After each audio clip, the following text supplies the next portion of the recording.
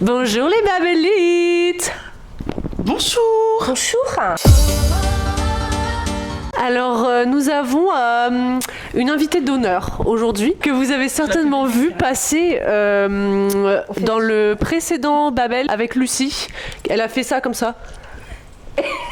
derrière l'armoire parce qu'elle dormait. Sans demander mon reste, finalement. Exactement. Parce qu'elle a toujours un truc à dire et toujours des choses pertinentes. Voilà, donc on s'est dit, qui meilleur candidat que Axel pour Babel? Ouais.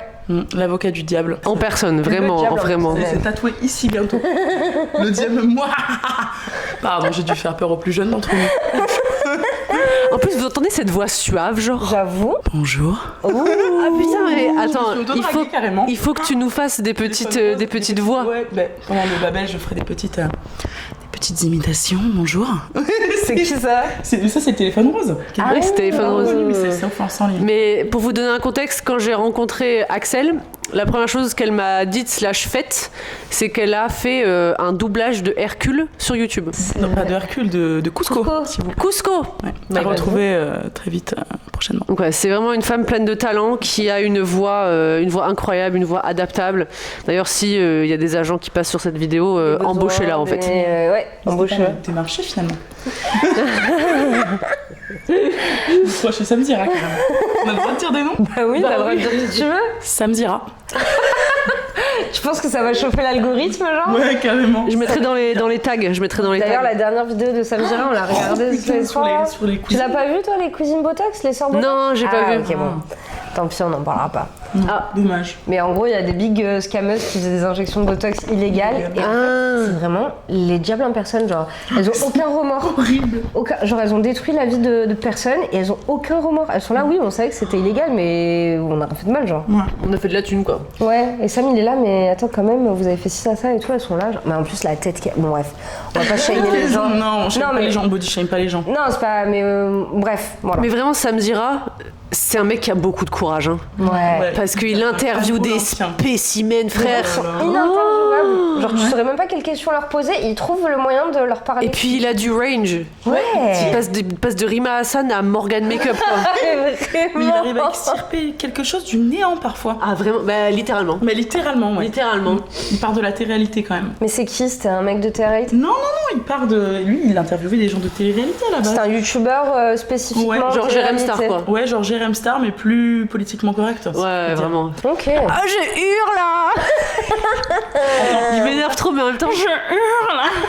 c'est parfait, non? Bravo. C'est pas parfait, genre? Et Jérém en fait. Bravo. J'adore Jérém. Ah ouais, En fait, je le déteste et en même temps, je l'adore. Ouais, moi aussi, c'est tu un le petit détestes. Et c'est un petit con, non? C'est pour ça Ouais, que tu le c'est- détestes. Bah, en fait, non, je le déteste parce que, en fait, les personnes qui interviewent, contrairement à Samzira, il les pousse pas dans leurs retranchements. Tu vois ce que je veux dire? Genre quand il fait Baby Story, genre quand c'est des gens qui ont à peu près plus de 100 de QI, ça va, tu vois. Ouais. Mais quand il interroge quelqu'un, enfin qu'il interroge pas vraiment, mais quand il interviewe une meuf avec 3 de QI, genre en fait il rigole, mais il corrige pas. Genre j'ai un exemple en tête, je sais plus comment elle s'appelle cette meuf de télé-réalité, genre une meuf de Dubaï, tu vois, une française qui habite à Dubaï, qui est en train de dire vraiment sur la chaîne de Jérém Star, ah, par contre moi, si mon enfant il commence à mettre du vernis, désolé, mais en fait moi je veux pas de. c'est Elle Liam. commence à dire genre ah ouais. C'est Liam Di Benedetto, elle de Marseille d'ailleurs. Voilà, bah j'ai essayé de faire l'accent. Notre fierté. Et vraiment, genre, il est là, genre, oh non, ma puce, on peut pas dire ça en 2024 et tout. La meuf, elle est en mode full transphobe, full homophobe avec des mots, hein.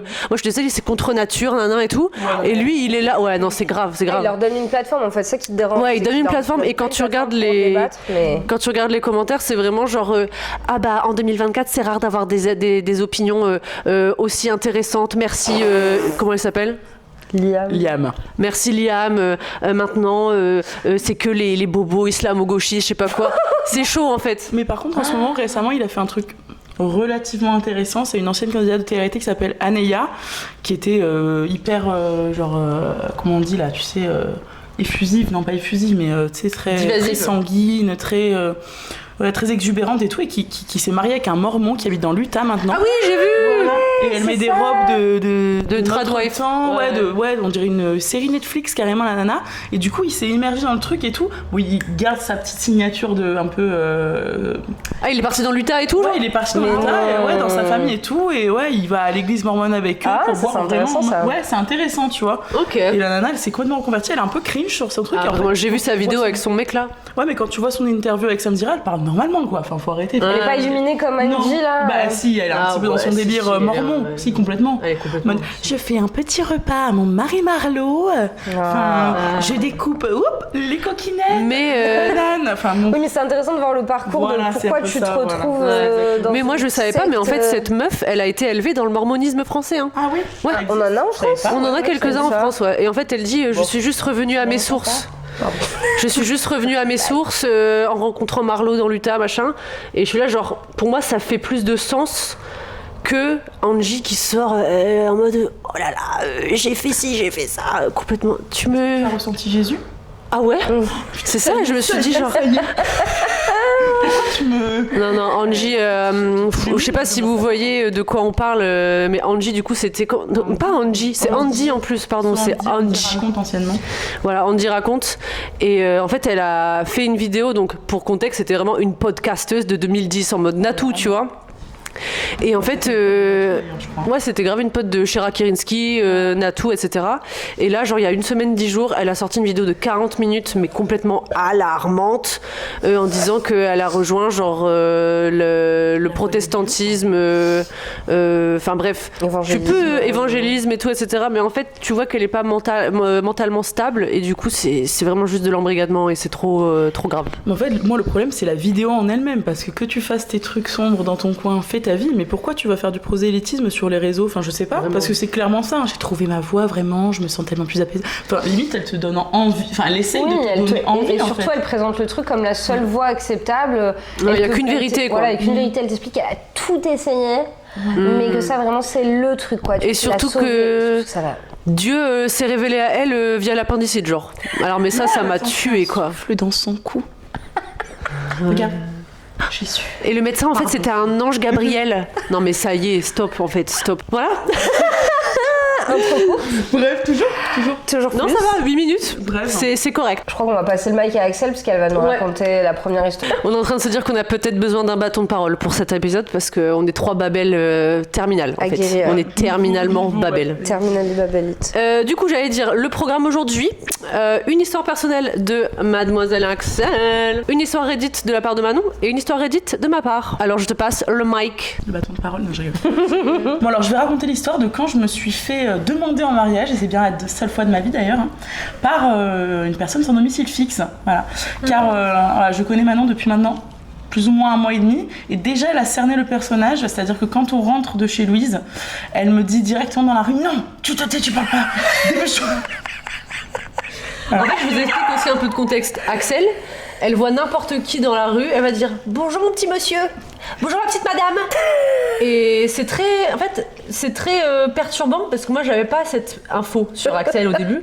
On était je sais plus où dans un bar là, on travaillait sur l'ordi et on va au bar pour acheter à boire et elle dit « Bonjour mon petit monsieur !» au barman, et dans ma tête je me dis « Ah bah c'est son SRAB, genre ils se connaissent ?» Pas du tout. Louise Angel, elle le connaît, tu te pote. J'étais à 2 doigts de retirer le micro. Bref. Je respecte le bâton de parole. Non, mais en fait, j'adore écouter les gens et tout, et je sais pas pourquoi ça m'est venu cette intro là de bonjour mon petit monsieur et tout. Bref, mais c'est-à-dire que les SDF, en règle générale, vu que j'ai un chien et que je vais tout le temps dans les parcs et tout, je sais pas, mais ils viennent à moi en fait. Directement. Tu peux dire que t'as une bonne main. Ouais, je suis un aimant, un SDF, et en fait, j'adore écouter les histoires de vie, mais de qui que ce soit en fait. Parce que j'ai pas de travail en fait, finalement. Si vous aimez les histoires de vie, mais que vous aimez pas les. J'allais dire, vous aimez pas les SDF. Et que vous aimez pas parler aux gens, mais vous avez Babel. C'est pour ça que vous êtes là d'ailleurs. En fait, Babel, c'est juste la version gentrifiée des SDF qui parlent tout seul dans la rue, hein, faut le dire. Et donc, du coup, ce petit monsieur, que nous appellerons Steven, parce que je crois que son prénom se rapprochait plus ou moins de Steven, bon, ça n'a pas d'importance capitale, mais je le rencontre en fait parce que j'ai mon chien avec moi, et lui aussi a un chien, et mon chien veut aller voir son chien. Je lui dis c'est bon et tout, il me dit oui, c'est bon, parce qu'il avait cette voix, exactement cette voix. Pas pour me lancer des fleurs, mais encore une fois un talent d'imitation inégalable. Faut le dire. Il faut le dire qu'on parle français, elles. Dis bien maintenant. De toute façon, elles sont pas là pour témoigner puisqu'elles n'ont pas entendu Steven de leur voix, mon ex-mari. On y croit 100%. Et du coup, voilà, on commence à discuter et tout, et le mec me touche avec son histoire parce qu'il me dit, donc on parle des chiens, etc., classique quand t'as un chien en fait, et il me dit, j'avais un autre chien, et hier, en fait, bon bref, il va à la gare, il était malade, etc., du coup il laisse son chien en dehors, etc., de la gare, mais il s'est resté en place, etc., il va pour prendre son ticket et tout, il ressort, il n'y a plus son chien. Ah bon? Et en fait, non, je crois qu'il l'avait oublié, hein. Enfin, c'est ce qu'il m'a dit par après, mais bon, son histoire initiale, c'est ça, c'est qu'il avait oublié son chien. Du coup, il me dit, et en fait, ils l'ont amené à la SPA, ou je sais pas, à la comment on appelle ça, à la fourrière et tout. Ouais. Et moi, ça me touche parce que tu vois, les SDF, souvent, c'est leur seul, c'est vraiment leur seul repère, et moi, je suis carrément pour limite que certains chiens de SPA soient remis à des SDF, parce que finalement, ils s'en occupent pas moins bien que certaines personnes qui ont un confort financier différent du leur, quoi. Bon, bref. Enfin, il faut pas des milliers des cents pour savoir s'occuper d'un clébard, soit. Et du coup, bon, je dis pas qu'ils s'occupent tous bien de leur clébard, mais bref. Et donc, du coup, moi, ça me touche et tout. Et je dis, mais vous avez pas un téléphone que je puisse, qu'on puisse appeler, que je puisse, peut-être, vu qu'il a pas de domicile fixe, peut-être qu'il va galérer à récupérer son chien, ça me touche. Tu t'es investi là, je me suis grave investi. Et pour le coup, j'étais pas en mode. Parce que j'ai vu un TikTok où la nana est en mode. T'aurais pu le filmer, hein. T'aurais fait des sous sur TikTok, mais carrément pas. Mais moi, je filme pas pour capitaliser sur la misère des gens. Period. Let's go. Et du coup, voilà, je commence à prendre mon téléphone, à appeler la SPA. Bon, c'était fermé parce qu'il était 18-19h, la ligne était plus active aujourd'hui et tout. Je dis, laisse-moi ton numéro, je rappellerai la SPA demain si tu veux, on se rejoint. Enfin bref, j'étais hyper investie d'une mission. D'accord, c'était ta mission. Parce que moi, les chiens, ça me touche de ouf, et la misère humaine, ça me touche de ouf. Donc je me suis dit, il faut que je l'aide. Et bref, et de là, il me passe j'ai le droit de parler de. On roule un pétard, on fume un pétard dans la rue, hein. Tout le monde me regardait comme ça en mode, ça va, mademoiselle? J'étais en mode, oui, ça va. Dans la rue d'Aix-en-Provence. Oui, dans la rue d'Aix-en-Provence. C'est important quand même. Parce que moi, je. Pas un SDF et tu fumes avec lui. Surtout que là, je suis habillée, en t-shirt de base et tout, mais j'étais en petit top, avec mon petit jean, une petite basket, vraiment ex-corps, quoi. Ouais. Et vraiment, mon petit sac Prada et tout, bref. Faut comprendre la méfiance vu que c'est un homme. Désolé mec, mais voilà. Et donc du coup on discute longtemps, on fume le pétard et tout. Papa, maman, désolée en fait. Je suis désolée, je réalise en fait ça va être sur les réseaux sociaux à vie. Mes futurs employeurs, je suis totalement capable. Et bref, je rentre chez moi, etc. Et en fait tous les jours après ça, il est devant chez moi. Parce que c'était en fait juste en haut des escaliers où j'habite en bas de certains escaliers, et il était juste en haut de ces escaliers-là. En fait, tous les jours, il est là. Et tous les jours, il m'attrape la jambe en fait. Et bon, une fois, 2 fois, 3 fois, 4 fois, ça va, je suis cool et tout. Ouais, le chien, la SPA, on essaye et tout. Au bout d'un moment, Steven, c'est pas que je t'aime pas, mais encore une fois, tu vois, il est 8h45, je suis en train de promener mon clébard, j'ai les yeux comme ça, je dois aller travailler. Tu m'attrapes la jambe, pourquoi aller travailler? Il me remet tout en question toute la semaine. Voilà, j'ai pas le temps. Steven, je suis navrée. J'adore. En plus, j'ai une mission de haute envergure à accomplir, c'est-à-dire faire des pitas. Mais pas rien, quoi. Très important, tout le monde t'attend. Très important, tout le monde m'attend, là, le monde est à mes pieds, quoi. Tu vois ce que je veux dire? C'était ma destinée, là. Et du coup, un jour, en fait, voilà, on va au parc Jourdan, j'aide à faire la maraude. Vraiment, je suis. Ah ouais, d'accord, t'étais dedans, là. Ouais, j'étais dedans, mais vraiment purement amicalement, quoi. Même pas amicalement, c'est humainement, quoi. Bref. Et un jour, on arrive en haut de chez moi, il est en bas de chez moi, voilà, il est en haut des escaliers en question, et puis il met les genoux à terre, quoi. Il met les genoux à terre, et à ce moment-là, je fréquente un garçon, et je lui dis, j'ai un copain, en fait, je lui ai cassé la gueule. Alors. Ah merde. Je suis non. Même moi, je suis pas forcément pour, quoi, tu vois. Même si, bon, c'est pas le meilleur des hommes d'entre nous, mais on va pas taper des gens. Et après, je lui parle de l'autre SDF qui est dans ma rue et qui est complètement schizophrène, le pauvre. Il se fait pas soigner parce que pas de moyens, bref, encore la misère, mais bref. Et il crie dans la rue à des heures extrêmement tardives. Alors moi, je rentre du travail à 12h30, il crie dans la rue, il a des bagues en métal, il tabasse des gens. En fait, j'ai eu des petits échos des gens du parc, puisqu'il est à côté du parc. Voilà. Wow. Ouais, il est un peu dangereux et tout, il s'appelle. Pourquoi dénoncer les gens comme ça? Inutilement, en fait. Faut pas afficher comme ça. C'est pas comme s'il allait tomber dessus, Damien, bref. Et du coup, il me dit, je vais les casser la gueule, moi je suis le roi ici, je suis le roi de la rue, le prince de la ville en fait. Et le Steven, il a quoi comme tranche d'âge? Le Steven, c'est hyper délicat parce que c'est ce qu'on disait hier, mais les SDF ils vieillissent vachement, le soleil, la drogue, l'alcool, bon c'est hyper cliché mais c'est réel, hein, on va dire. Voilà.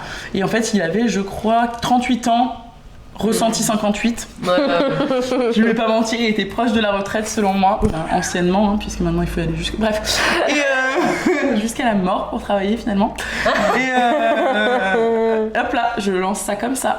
Et du coup, cela après l'événement de la dissolution de l'Assemblée et des Européennes. Donc bien remonté là. Bien remonté comme un stream. Comme exactement. Bref, c'est la dynamo ça. Ouais. Non, belle imitation. Et donc il a mis genou à terre devant toute l'avenue des Belges à Aix-en-Provence pour me demander ma main en promesse de tabasser l'intégralité des hommes qui m'approcheraient. Ce à quoi j'ai répondu je dois y aller. Voilà. Et c'est la fin de l'anecdote. Il n'y avait pas de chute. J'avais prévenu les filles, mais il n'y a pas de chute. C'est juste hyper drôle. Voilà, comme quoi tu t'intéresses aux gens, tu trucs. Et puis au final, tu te fais attraper, alpaguer dans un espèce de cercle vicieux où tu te dis, il y a quand même un monsieur fortement sous influence qui m'attend tous les jours à côté de chez moi, mais pas pour me faire du mal parce que j'étais la prunelle de ses yeux. C'est mais c'est ta première personne qui a pris soin de lui depuis super longtemps. Mais c'est horrible comme histoire parce que j'en rigole et tout, mais en fait, c'est pas drôle. C'est la misère humaine, quoi. Le mec était seul, tout. Il avait perdu son chien, son seul soutien émotionnel, puis j'étais là, je l'ai aidé, mais bon, voilà, c'était pas non plus le but initial de la démarche, quoi. Et il revenait pas après que tu lui aies dit non ? Après, je l'ai plus revu pendant un moment et je crois que à cause de l'influence, encore une fois, de produits, il m'a oublié, quoi. Ouais, ou peut-être à force de quelques mois, parce que je crois qu'il voulait partir de la ville, ce qu'il m'avait dit en fait, mais comme il avait perdu son chien, il voulait le retrouver avant de partir. Et je pense qu'il a dû finir par soit le retrouver, soit abandonner l'idée et partir quand même pendant quelques mois. Et peut-être 4-5 mois plus tard, il est revenu. Mais il se souvenait plus de moi. Enfin, et puis tu vois, moi, dans la rue, je traçais un peu le Steven. Bon, c'est pas que je l'aime pas, mais encore une fois, bon. J'ai déjà d'autres dossiers sur le feu, hein, sans en dire plus. Voilà. Ok. Belle histoire. Belle histoire d'Ampachi. C'est drôle mais pas drôle. Oui mais non, tu vois. On pourrait faire un lien un peu plus léger avec... en fait, la plupart des hommes, ils ont tellement pas d'empathie avec d'autres hommes. Enfin, ils ressentent tellement peu de main donnée, genre un peu d'amour et tout, que dès que t'es un peu sympa avec un homme, il a l'impression que, tu vois, t'es la femme de sa vie, tu vois, il veut... Oui, il est trop surpris. Ils prennent trop au sérieux, en fait. Tu peux être sympa avec un homme dans la rue, juste lui sourire parce que t'es sympa. Et il te lâche pas en fait. Ouais, mais sans parler de sa précarité. Oui. Tout bêtement un homme en fait. Oui, après bon là c'est différent parce qu'il y a tout ça, mais ça te rappelle que. 100%, enfin le mec est en même temps pour pouvoir se marier avec moi tout de suite maintenant. Non, moi je le comprends. Hein. Ouais, ma star. J'aurais pas fait différemment. Ouais, franchement, j'aurais été Steven, j'aurais fait même le premier jour, je t'aurais demandé en mariage. Et j'aurais tabassé ton ex aussi. En vrai, t'aurais dû le laisser faire ça aurait été bien. Rappelle-le. Si tu m'entends. Et toi, c'était quoi ton histoire la plus absurde avec un SDF ou une personne dans la rue genre quand je travaillais au Spar, c'est pas fun du tout aussi. Quand je travaillais au Spar, place de la mairie à Aix aussi. Et en fait, tu fréquentes beaucoup les SDF parce que pareil, ils ont besoin de quelqu'un qui parlait, tu connais. Et en fait, nous, on restait ouverts jusqu'à samedi 1h du matin. Donc t'avais tous les gens qui venaient acheter leurs teas et tout. Moi, je m'étais fait beaucoup d'amis SDF en fait. Mais bref, c'est pas le sujet. Ça, c'est juste parce que en fait, finalement, c'était cool. Au début, t'as toujours tes a priori de con parce que tu grandis dans un système de cons, donc t'apprends à avoir peur des SDF, t'apprends à les voir comme des gens sales, des gens dangereux et tout, alors qu'en fait c'est juste des gens. Bah ouais. Et tout te pousse à oublier que c'est des gens, mais ils sont comme toi, genre ils ont une bête de vie, souvent ils ont des vies de ouf. Ouais. Si tu les écoutes, ils ont des vies de ouf. Et non, en fait c'était juste un jour, il y avait une petite dame qui venait souvent. Toute skinch. Une petite madame toute skinch, genre vraiment, tu sais, ancienne prof, toute minuscule, genre. Et elle venait tout le temps avec son sac à dos acheter ses fruits. Elle mettait plein de clémentines, elle mangeait tarpin de clémentines. Elle mettait plein de clémentines dans son sac et en fait, elle était en train de remplir son sac à dos avec les fruits. Les fruits sont devant. Et là, il y a un SDF que je voyais souvent qui passe et qui lui envoie un coup de pied dans le dos. Mais genre, il lui déboîte le dos. What? Ouais. Et il se barre. Tu sais, c'était en pleine après-midi. C'est sûr que c'est Peut-être que c'est Peut-être que c'est le même, qui sait. Et du coup, la dame, la pauvre et tout, était trop mal. Donc, j'ai fait ce que je pouvais. Enfin, je sais plus si on avait appelé les keufs ou quoi. Mais en tout cas, genre, s'il revenait, on avait interdiction de le laisser rentrer. Mais en fait, c'est marrant. C'est comme ce que tu racontais, l'histoire de quand le mec est venu cambrioler et tout. Oui. T'es seul à la caisse. Tu peux rien faire, en fait. Tu peux rien faire. Le mec, il est rentré. J'ai paniqué. Je lui ai dit, non, vous rentrez pas. Et tu sais, il était là, lui. Il t'écoute même pas, genre. Il rentre et il fait sa vie et tout. J'ai dû vite appeler genre le mec qui travaille avec moi pour qu'il vienne le sortir en fait. Parce que. Ouais, en fait, ils peuvent pas vous demander de faire la sécurité. Enfin, genre embaucher un agent de sécurité. Non, mais c'est clair. Donc ouais, prenez soin de vos compatriotes, même s'ils sont SDF, ça en reste pas moins des humains. Vous avez pas besoin de les filmer, de faire toute une saga TikTok parce que vous êtes fait pote avec un SDF. C'est juste votre pote. Ah mais franchement, ceux qui font, qui vraiment, on peut le dire, hein, qu'ils exploitent la misère des SDF pour les filmer et dire oh regardez comme je donne aux SDF, comme je suis gentil machin, ça c'est vraiment je pense dans mon top 5 des pires races en fait. Enfin je trouve ça mais tellement dégueulasse. Une meuf sur TikTok, une française, elle a un petit chien, je sais plus comment il s'appelle, genre et en fait elle s'est fait amie avec un SDF dans la rue et elle s'est mis pour objectif de le réhabiliter. Sauf que le mec, il est SDF depuis des années, des décennies, genre. Non mais ça, faut pas prendre la place des professionnels, mais en fait. c'est ça, en fait, elle s'est mise pour objectif de réhabiliter, donc elle a fait des cagnottes. Et en fait, le problème avec ça, c'est que du coup, les gens sont super investis dans les commentaires parce qu'eux, ils ont l'impression de regarder une série, en fait. Et ils sont là, et ils s'en prennent au mec, donc ils font tout, ils donnent de l'argent, etc. Elle fait la cagnotte, elle lui achète, enfin, elle lui trouve une location, elle fait toutes les démarches pour lui, etc. Sauf que la meuf n'est pas une association, effectivement. Elle n'a pas les connaissances nécessaires pour préparer au fait que le mec n'a pas envie d'être réhabilité. Vraiment, c'est tellement de pédagogie, tellement de psychologie. Enfin, voilà, tu peux pas t'inventer, en fait. Et surtout, bah, du coup, ce qui fait qu'après, dans les commentaires, les gens lui mettent la pression. Ouais, mais attends, Philippe, on a donné des sous. Pourquoi Philippe, il reste pas à l'appart alors que c'est bon, tu lui as trouvé une location. En mode, c'est un ingrat, tu vois, alors que le mec, il a grandi. Enfin, c'est 20 ans qu'il vit dans la rue, c'est tout ce qu'il connaît, il est malade. Ça fait plus de mal que de bien, en fait. Bah, c'est ça. C'est vraiment. Tu mets en scène la réalité, tu mets en scène la misère, c'est du voyeurisme et comme tu dis, ça a rarement des bonnes conséquences. Les mecs dans la street qui donnent 300 balles au SDF, tu sais, pour faire leur vidéo TikTok, mais le SDF juste après, soit il va se prendre le fixe de sa vie, il va faire une overdose, soit il va se faire cambrioler, soit il va se faire... ça n'a pas de sens. Parce que la violence entre gens de la rue, waouh. Bah ouais. Les nanas, les pauvres, je les prends, les nanas SDF. Ah ouais, quand je vois des femmes dans la rue, mais en fait, est-ce que vous êtes déjà demandé, genre si vous étiez SDF, où est-ce que vous iriez vous caler pour dormir, genre en tant que femme, sereinement? Moi, franchement, aucune idée, quoi. Dans un couloir d'immeuble, à la limite, quoi. Ouais. Mais vraiment. Ouais, mais j'avais vu des. Minutes, même d'un couloir d'immeuble. Ah oui, non, mais clairement. Non, mais de toute façon, c'est la chose la plus vulnérable. Ah, mais il y avait une femme sur Brut ou sur Combini qui avait parlé, une ancienne SDF qui était SDF pendant genre 20 ans. Elle a subi plus de 10-15 viols, quoi. Non, mais elle est faite pour ça. Si tu es une femme dans la rue, que t'as pas de protection. Déjà, si t'es une femme tout court. Bah, t'es à la merci de tous les violeurs, et si en plus t'as pas de protection, si t'as pas de protection, c'est foutu. Ouais, souvent, c'est pour ça qu'elle elle tombe dans le proxénétisme. Hein. C'est le seul truc limite safe en fait. Pour elle, c'est safe clair. Pour elle parce que. Non, parce qu'après, elles dorment, elles savent. L'échelle de la safety, elle est vraiment biaisée après en fait.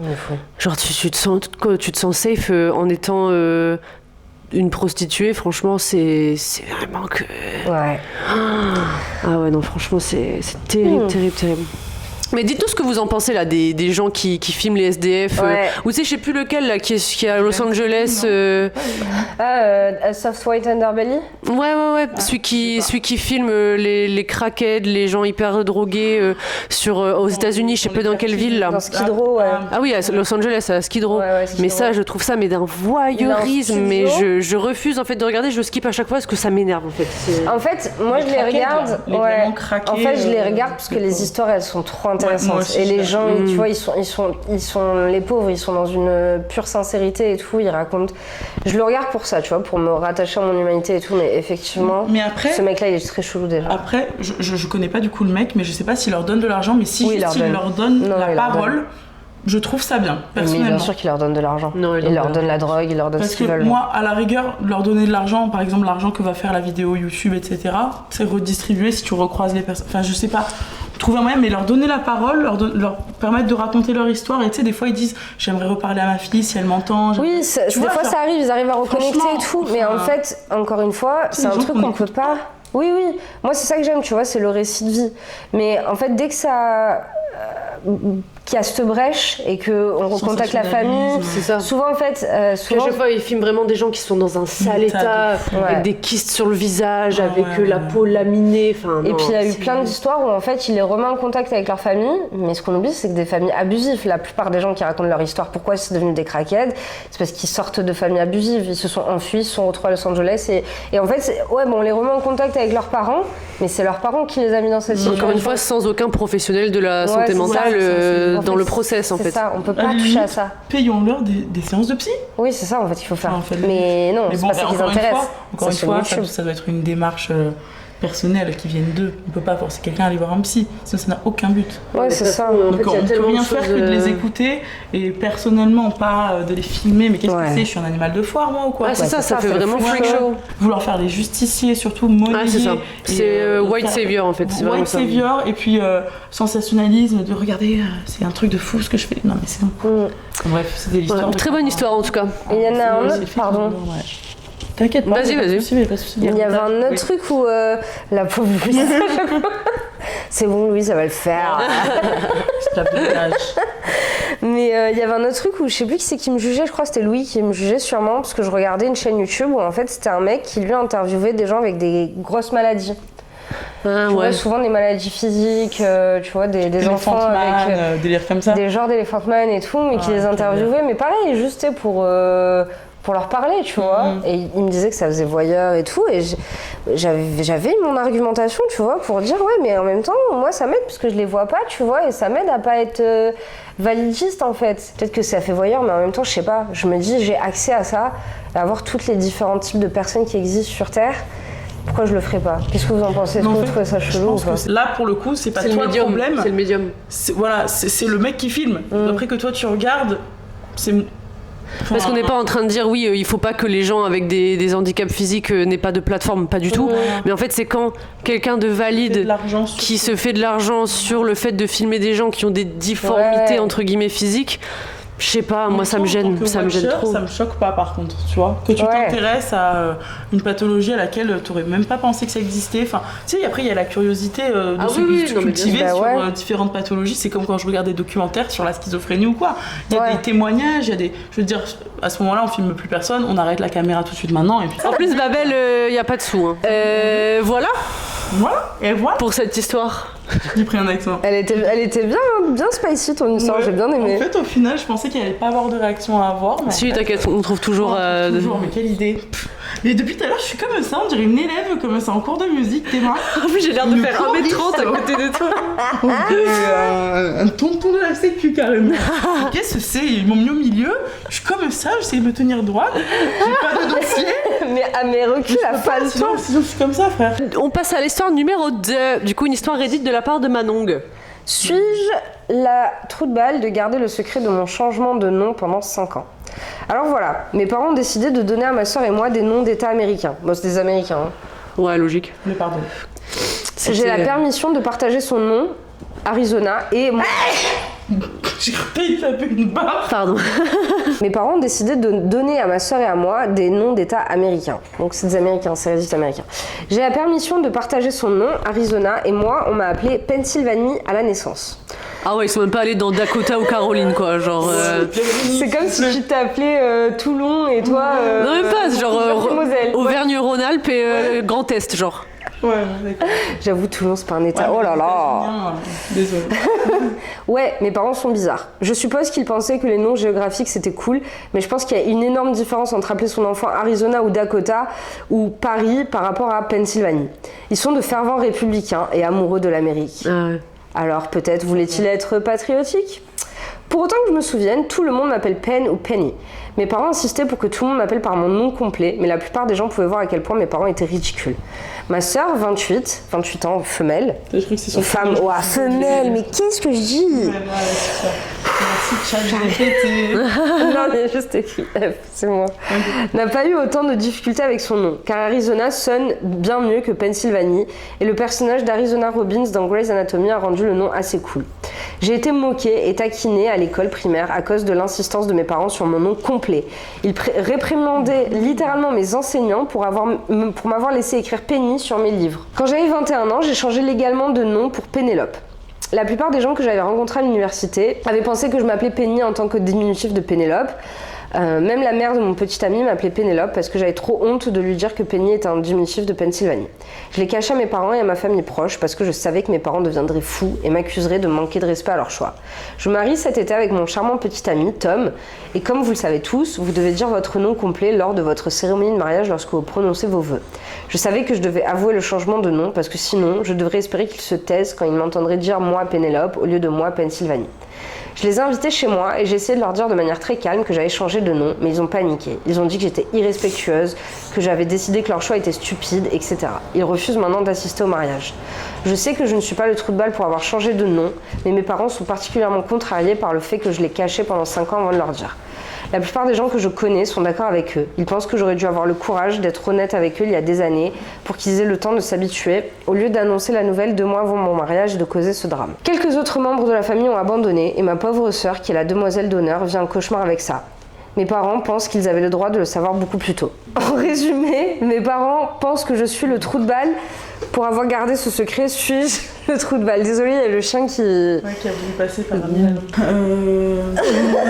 Non, c'est archi pas le trou de balle, c'est vraiment... Ses parents, c'est des fachos, c'est bon. C'est des terroristes du Non, mais c'est vraiment ça. Oh là là, ils l'ont terrorisé. Surtout à 21 ans, genre, c'est bon. Ouais, ça a l'air en même temps, tu l'appelais Pennsylvanie.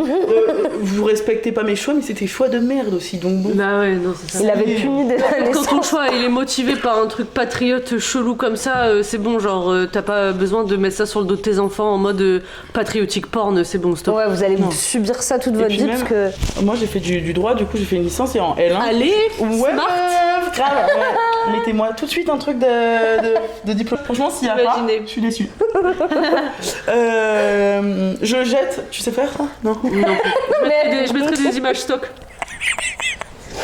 Avec ta tête et dessus. Du coup, en L1, tu fais un arrêt en fait sur un mec qui s'appelle style Titeuf, tu vois. Et du coup, en fait, il y a un article du Code civil qui dit quoi qu'en gros, si ton nom te dessert, bah, t'as pas le droit de donner à ton enfant un nom qui le dessert. Et là, du coup, ça doit de la desservir puisqu'elle était mal à l'aise avec ça. Et franchement, oui, elle pourra toujours.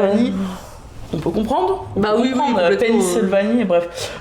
Bon. Mais Penny c'est smart et Pénélope c'est smart. Penny c'est smart, Pénélope. En plus, elle garde un petit peu les diminutifs, ça reste dans la même DA.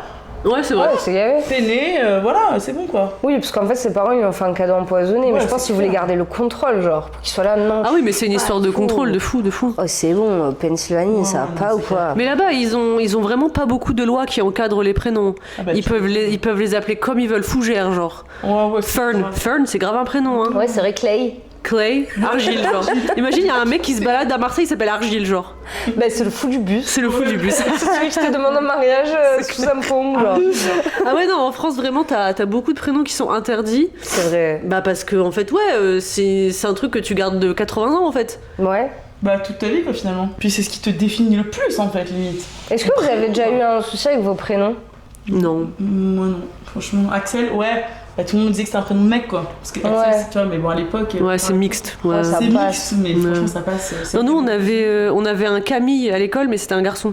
Donc c'était en mode, ah, Camille, garçon. Ouais, moi, je trouve ça stylé, en vrai, c'est pas gênant. Même après, comme moi, quand j'étais dans des lycées, le lycée Cato, ils ont tous des prénoms très normaux, genre Nicolas, Thomas, je sais pas quoi, Julie, Thibaut.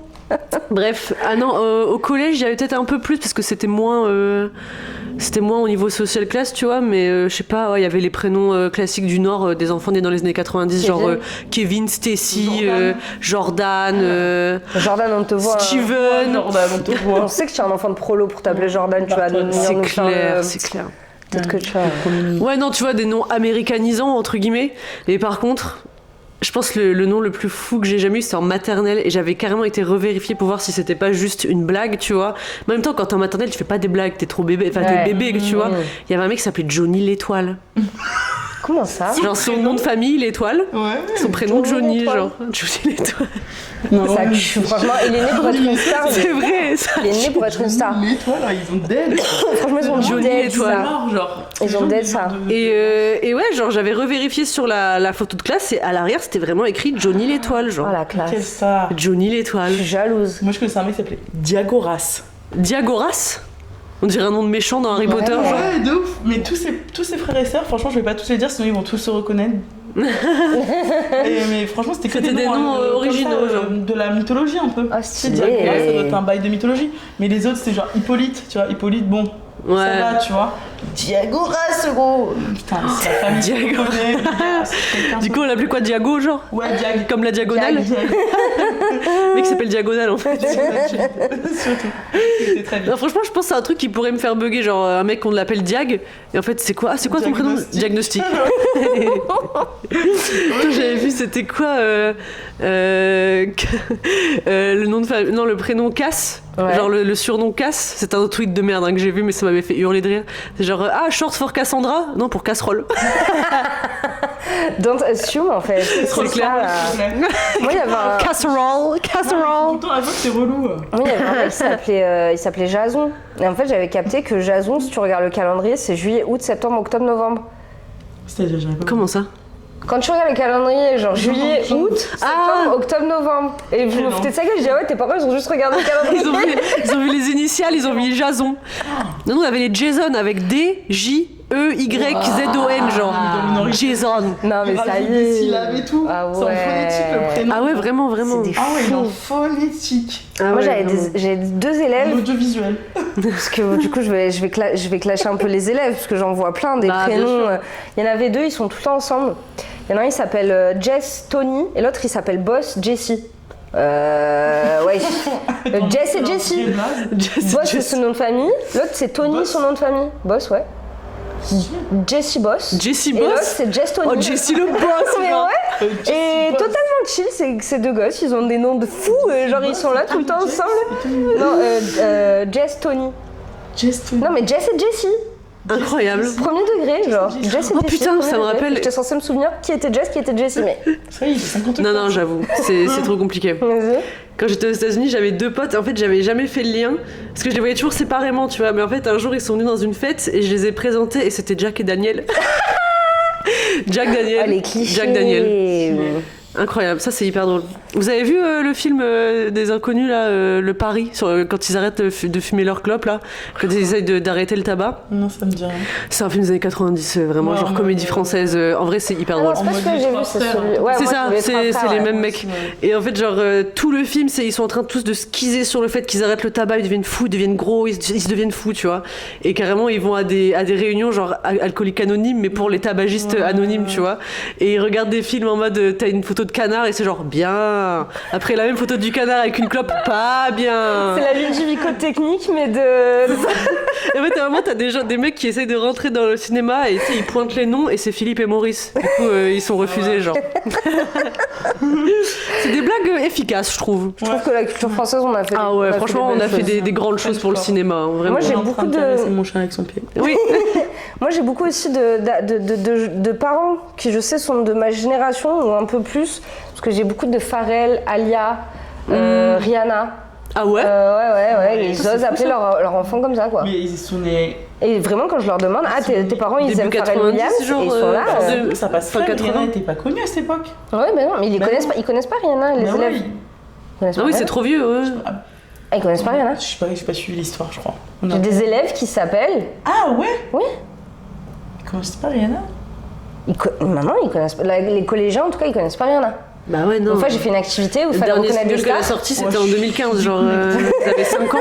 J'aime pas, Où ils se disent, tu vois, c'est une star. Style, mais ils savent pas que c'est une artiste. Parce que maintenant, elle fait plus de je connais musique. pas Marilyn Monroe. Enfin, à un moment donné. Bah oui, ils connaissent pas Marilyn Monroe. Bah oui, mais eux, d'accord, mais bon, c'est comme nous, elles faisaient déjà plus rien. Ouais, mais maintenant, ça va trop vite, genre, ils connaissent pas tout ça. Non, mais. Ça, putain, je me sens bien carrément. Oh, j'aime pas, c'est ma pire peur au monde. Non, t'inquiète, c'est bon. Bah, et tu sais que ma mère, elle se faisait bully pour son prénom quand elle était petite. Parce que ma mère, elle s'appelle Ariel. Oh, j'adore. Mais tu sais, genre, Ariel, née dans les années 80, c'est la petite sirène. Ouais. Mais dans les années 60, c'est la lessive. Ah oui, putain. Ma mère, elle est dans 63, elle se faisait bully parce qu'elle s'appelait Ariel comme la lessive, genre. Les pubs de lessive et tout. Ouais. Oh, la pauvre. Ouais. Du coup, elle était très contente quand la petite sirène est sortie, parce qu'au moins, comme ça, maintenant, c'est tout le monde l'appelle la sirène. Il a changé son nom. Carrément, mon meilleur pote Kevin, il appelle même pas ma mère Ariel, il dit la sirène. Oh. Trop mignon. Moi, je lui dirais ça aussi. Bon, l'histoire de Louise. L'histoire de Louise. Alors attends, Louise, elle va sortir sa liseuse. Ouais. Du Reddit français. Suis-je le trou de balle de refuser de me raser la barbe pour une certaine occasion? Bonjour à tous, je vais essayer d'être assez bref. Pour son anniversaire, mon beau-père, mari de ma mère, nous emmène avec toute la famille pour un super voyage, conditions luxueuses, grand événement où il faudra être habillé très classe. Seulement, il demande à ce que je me rase la barbe pour faire plus propre pour l'occasion, ce qui me bloque pas mal. D'un côté, je me vois mal refuser quelque chose vu ce qu'il nous offre, mais d'un autre, je porte la barbe depuis des années et en plus maintenant que je me rase le crâne, c'est devenu une partie très importante de ma personne et un peu mon seul attribut physique dont je suis fière. En plus, la manière dont il le demande, j'ai l'impression qu'il veut qu'on soit irréprochable, presque comme une personne différente pour l'image, comme s'il ne m'assumait pas tel que je suis. On a cette discussion depuis quelques mois, j'ai eu l'occasion de bien tailler ma barbe pour Noël en allant chez le barbier, et même en la taillant plus courte que j'en ai l'habitude, par exemple pour lui montrer ce que ça pouvait être quand c'est propre, mais c'est toujours trop pour lui. L'échéance approchant, je commence donc à me demander si c'est lui qui en demande trop ou si c'est moi qui fais un blocage inutile. Voilà, merci d'avance pour vos avis. Et je vous donnerai l'update après. Ah. C'est clairement pas le trou de balle, on est d'accord. Ah mais non, jamais de la vie, je supporte pas ça. C'est comme les gens dans les tafs. Je sais pas si vous avez déjà eu des tafs comme ça où on vous demande forcément de vous maquiller pour faire plus propre sur vous. Non, t'as fait ça? Mais pas donc. Quoique si, j'ai fait hôtesse d'accueil. Ouais. On me l'a pas demandé, c'était ma mère, elle m'a... Hôtesse d'accueil. T'es obligée, genre. Ouais, mais quand tu travailles dans par exemple le prêt-à-porter semi-luxe, truc comme ça, c'est Mage, etc. Et de te maquiller. Ça m'étonne pas. Bon, après, tu vois, moi j'ai voulu travailler à Sephora et à Sephora, en effet, je comprends. Oui, forcément, tu je travaille dans le domaine, donc voilà. Oui. Mais par contre, c'est quoi cette histoire de paraître plus propre? Parce que bon, je comprends pas. Comme quoi, je suis naturelle, je suis sale. Non, mais ça, c'est un truc classique Et la barbe, pour les femmes, enfin, s'il va chez le barbeur, qu'elle est bien taillée, que ça fait pas un poil. Et encore. Mais surtout, frère, s'il est chauve, il va avoir l'air d'être en chimio, genre. En fait. On n'a rien contre les chauves, hein. Non, surtout là, s'il assume et tout grâce à sa barbe, c'est ce qu'il dit. En plus, c'est trop triste parce qu'il dit c'est le seul attribut qui me rend. On veut t'enlever ça. Dont il est fier sur sa personne, tu vois. Moi, ça me rend fou, ça me rend malade. Moi, j'ai un souci avec mes ex où en fait, moi, j'aime bien les cheveux longs et j'aime bien surtout quand ils se cassent pas la tête avec les coiffeurs et tout. Et en fait, avec un ex. Je me rappelle où il était allé au mariage de son frère et il avait les cheveux stylés à l'époque, tu vois, il avait les cheveux mais archi longs, genre vraiment très très longs. Et en fait, juste parce qu'il savait, son frère ne lui avait pas demandé explicitement, mais il savait qu'il allait se prendre des remarques, il a tout coupé, tu vois. Et ça m'a rendu trop triste, tu vois, même pour lui, genre qu'il accepte ça. Et ça m'est arrivé récemment avec un autre ex. Où en fait, pareil, il était en train de se laisser pousser les cheveux et il m'a avoué, parce qu'il n'avait pas trop osé me l'avouer, mais il m'a avoué qu'il les avait coupés parce que quand il était allé chez lui, sa mère a pleuré. Parce qu'il avait tout ça, quoi. Tout ça. Sa petite mamounette, quoi. Ouais. Bien toxique. Puis même, à quel moment ma mère a tiré quelque chose sur mon physique, pardon, mais c'est trop bizarre. Je peux faire ce que je veux de mon corps, s'il vous plaît. Il faut quoi? Genre, il faut que tes parents soient attirés par toi. Je comprends pas ce truc. Il faut vraiment qu'on m'explique de manière rationnelle. Et surtout, à quel moment les cheveux longs font de toi c'est une croyance des années 70, enfin genre c'était les gens d'extrême droite, même aux États-Unis, les républicains qui faisaient carrément des manifestations genre les hippies, coupez-vous les cheveux, genre mais je comprends en fait crâne rasé. Je sais pas, genre personnellement, j'ai jamais compris genre l'importance de jugement qu'on donne sur l'apparence, enfin à ce point-là, tu vois. Je sais pas, genre. Puis là, sa barbe, me dépasse. il dit qu'il est vraiment allé chez le barbeur, la tailler, la faire nette. Parce qu'encore, quand il y a 50 poils qui te dépassent jusqu'au nez. Ouais, quand c'est parsemé et tout, ça peut faire dégueulasse. Je suis d'accord. Voilà, c'est inégal et tout. Bon, on va dans un événement un peu, voilà, tu te tailles un petit peu la barbe, tu te la légalises. Moi, je pense que c'est juste qu'il a trop la rage, en fait. Parce qu'il doit avoir trop de swag. Ouais, avec une méchante barbe, lui, il a pas de barbe, son beau-père, il a trop la rage. Mais t'imagines, tu vas dans un événement, ta mère, elle te dit... Maquille-toi un peu. Ah, même moi, j'ai pas besoin d'imaginer. Non. Moi, je connais, hein. Moi, je peux pas sortir pas maquiller. Quand tu viens de voir, tu peux te laver les cheveux, s'il te plaît? Mais c'est de folie, genre. À croire que je suis sale, quoi. Comment tu veux qu'on soit sans, genre, qu'on soit bien dans notre peau et tout, quand tes propres darons, ils te disent que t'es moins que rien parce que tu te maquilles pas. Genre, qu'est-ce que tu veux faire après? Ah non, mais c'est clair. Pleurer parce que tu surtout genre les mecs qui se baladent H24 avec leur gueule de cul naturelle, et ça choque personne. Bah ouais, c'est pour ça, mais c'est pour ça que pour un homme ça doit être encore plus dur parce qu'ils ont aucun ouais, ça leur est jamais arrivé avant, quoi. C'est ça. Ils font ce qu'ils veulent depuis toujours. Bon, ils savent quand même qu'ils doivent rentrer dans les critères, ils doivent avoir les cheveux courts et avoir l'air masculin, mais quand j'imagine que ça doit être encore plus compliqué à comprendre quand un autre homme te dit ta barbe, alors que la barbe c'est censé être le truc masculin. Bah grave. Même ça, tu peux pas l'avoir, genre, même ça, c'est une excentricité, genre. Ouais, mais d'un autre côté, moi, je trouve que le maquillage, quand tu y réfléchis, c'est un peu un cancer aussi, hein. Ah, mais bien sûr, c'est immonde. Attends, mais à quel moment tu es censé t'accepter quand ton toi maquillé, c'est censé être ton toi du quotidien? Ouais. J'ai une copine qui a dit la semaine dernière que voilà, elle a fait une intoxication alimentaire, alors que non, pas vraiment, mais juste elle voulait pas aller au taf, bref. Elle est rentrée le lendemain et elle a fait exprès de pas metêtre de maquillage pour être en mode je me remets tout doucement, tu vois. Et vraiment toute la journée ses collègues ah ouais, t'as sale mine, hein, vraiment oh là là ma pauvre, ça se voit que t'étais bien malade, hein. Elle a juste pas mis de maquillage et ça a marché, genre. C'est terrifiant. Moi j'ai pris la décision consciente de ne pas me maquiller au travail parce qu'avec les élèves ça change et vraiment je ressens qu'ils me traitent mais vraiment différemment les jours où je suis maquillée. Dans quel sens? Ah bah ils m'écoutent de ouf quand je suis maquillée et coiffée. Et donc du coup tu le fais pas pour pas qu'ils t'écoutent? Non, pour pas les biaiser, genre. Oui, pour pas les biaiser, pour montrer que je suis un humain normal. Et aussi parce qu'au collège je me maquillais et quand je me maquillais pas, les élèves me disaient ah madame, genre, et je devais leur expliquer, tu ne dois pas faire de remarques sur mon physique. Ah madame, vous avez l'air fatiguée. Non, je suis pas fatiguée, je suis juste pas maquillée, vous n'êtes pas autorisée à faire de remarques sur mon physique, ça n'a rien à voir avec. Et en fait, j'ai arrêté de maquiller parce que, et quand tu te maquilles, t'as beaucoup d'élèves qui te regardent comme ça.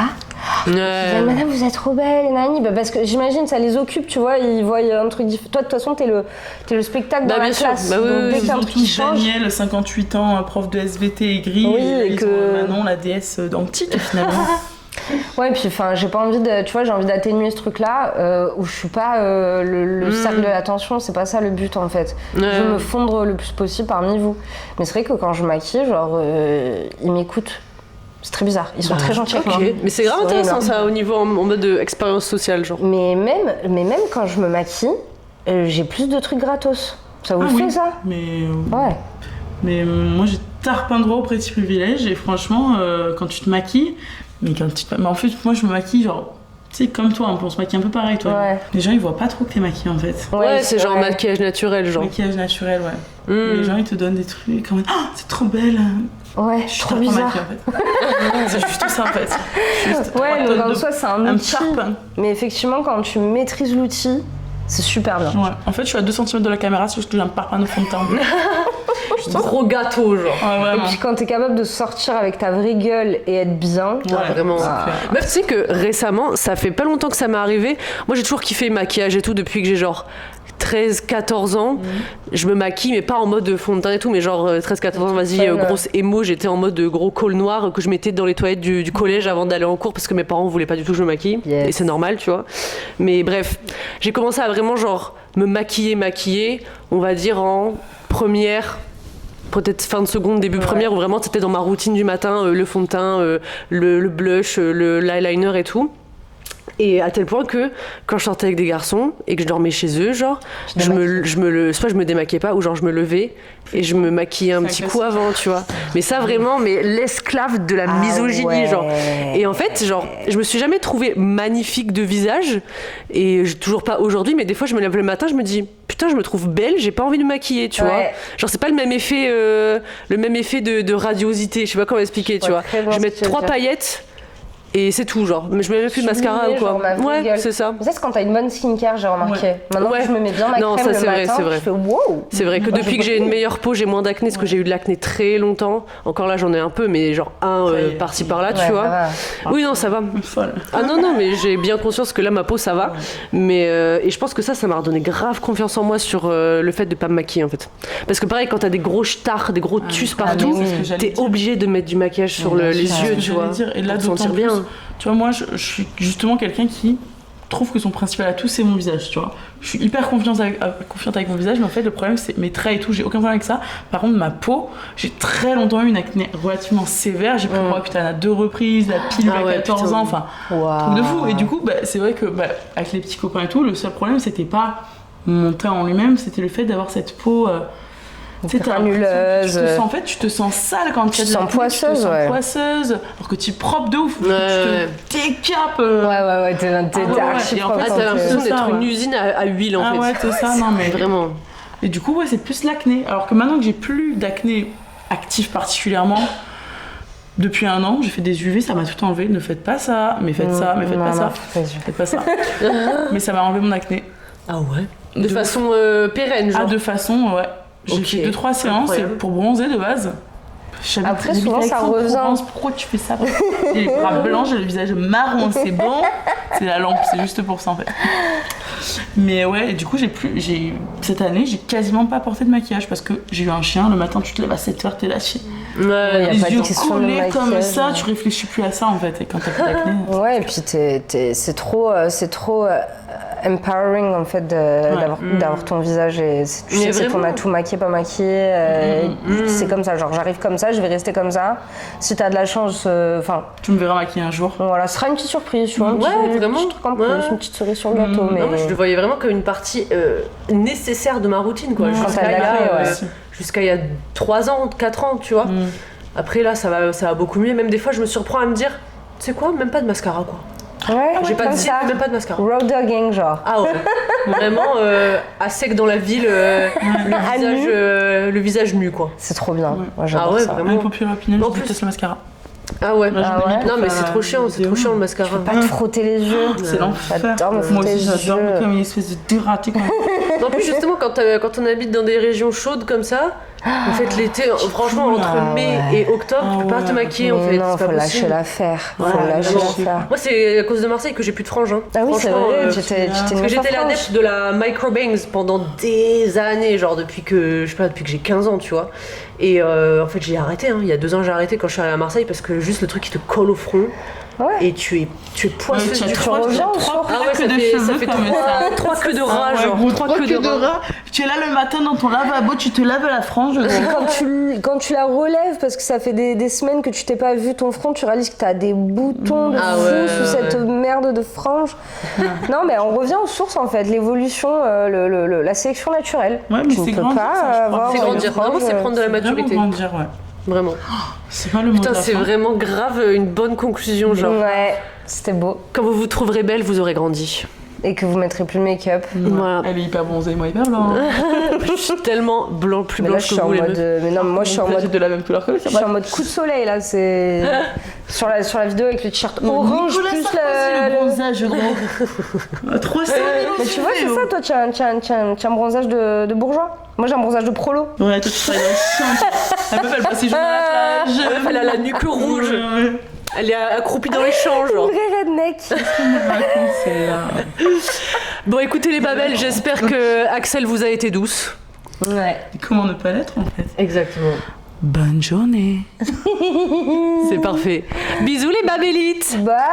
On se revoit en juillet. Mais qu'est-ce que je viens de faire? Tu peux la mettre la musique allemande, non?